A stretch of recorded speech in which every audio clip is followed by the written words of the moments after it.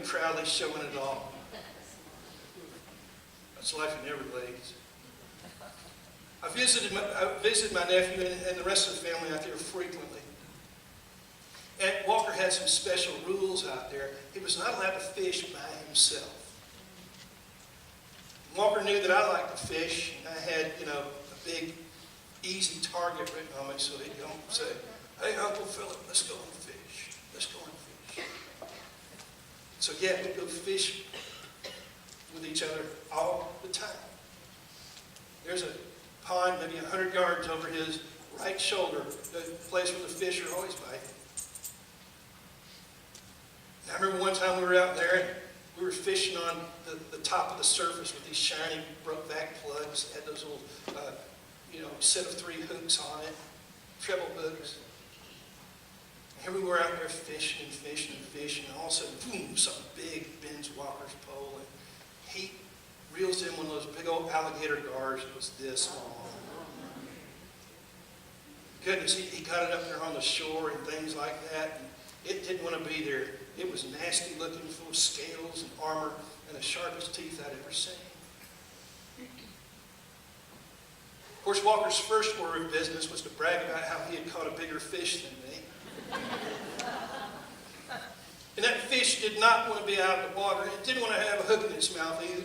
And it was letting us know it was flopping around and thrashing around and things like that.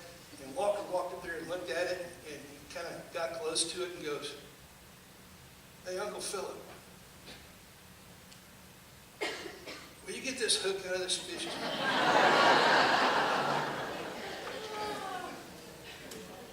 And I looked over at that fish and I thought to myself, I fish a lot, I don't catch a whole lot.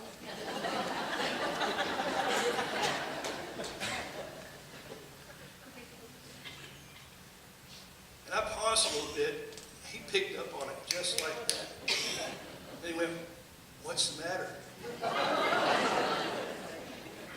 Are you scared?"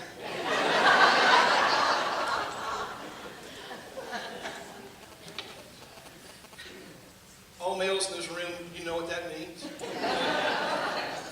You've been called out. Women, you also know that too, because you've got men to do everything you've ever wanted them to do. I see the same. Happy Valentine's Day.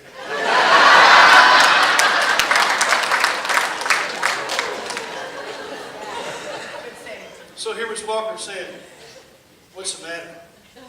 Scared. Implying that I was afraid. Implying that I was a coward. And I walked there and looked at that fish and I said, "Come on, Walker, you catch alligator snapping turtles all the time. This should be a piece of cake for you." You are scared.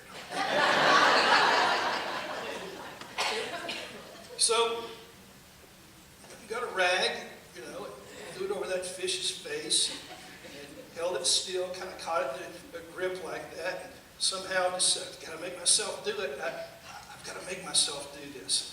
And I got hold of the end of the hook and I just kind of wrenched it around, and the sweetest sound went like that. And I got that hook out of that fish's mouth. And do I want to do it again? Not really. But do I know it can be done? Yes. Now, I could be running up for telling a really cute story right now. But there are bigger hooks of fear in all of us. Jesus calls us to live an abundant life. And we preserve and harbor and store our fear far more abundantly. And then we wonder, how come I'm not being blessed? We haven't given away our fear. We haven't wrestled with the fear. We haven't confronted that fear. We haven't necessarily gone there and stepped up to it. And you might want to say, "Hey, Phillip, I've had trauma in my life that makes fear, the fear you're talking about with a fish that looks so tiny. And I know it. I believe you. I have fears like that too." But all I know is we're not going to be able to take that fear on and see the kind of life we're living until we confront it with the God who empowers, with the God who loves and tells us to love and gives us the grace to love. Nor are we going to see any differences until we walk around with the same mind, with that sensibleness that he offers. So what are we going to do about it? I was reading one of those articles not too long ago about how child developmental psychologists say that there's only one fear that's natural to a child. That's the fear of falling. When children get to be a certain age, they realize they can recognize a fall coming, and they're frightened of it. That's the only one that's natural to our DNA. That's the only one that's natural to us as a species. All the other fears are learned. Now, some of those fears are taught to us by traumas, and they become ingrained and reinforced through a terrible injustice, through a terrible trauma. The others are learned in other ways that are just kind of, we might have even become afraid of things because something we haven't experienced, someone's taught us into. That article I read went on to say, since all fears are learned, they can be unlearned. And you see, I think having Jesus Christ as our good shepherd with us, Jesus Christ, our rabbi, our teacher, I think he's wonderful not only at walking with us as we unlearn fears, but giving that space back so there'll be even more room in our hearts to love Jesus with, even more room in our hearts to love life with. So I want to conclude this time of worship together by opening up the altar. Uh-oh. A lot of people are afraid to come to the altar.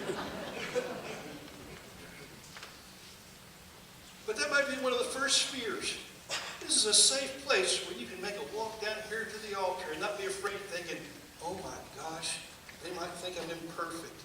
Do you really think everyone believes you're perfect?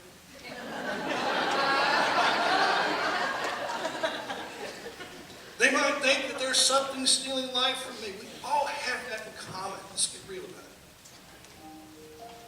And I want you to invite me to come down here. And I'm not going to pray with you. I'm going to ask that you go straight to the Good Shepherd, straight to the Good Rabbi, straight to Jesus Christ, the great high priest. And just say, Lord, please walk with me through this. You don't want me to have this. Unhand me of this. Take this space that fears occupy. And let me go on to live a full and abundant life in you. Lord, walk me through the baby steps. Teach me to crawl. Teach me to run. Teach me to fly in your confidence. And the cool thing is God restores the years that the locusts have eaten. And all that time that's been consumed, watch him. He'll restore it. He'll be true to his word. It starts here. Come down the altar for it to happen. What's the matter? You scared? You don't have to be. Let's stand as we sing.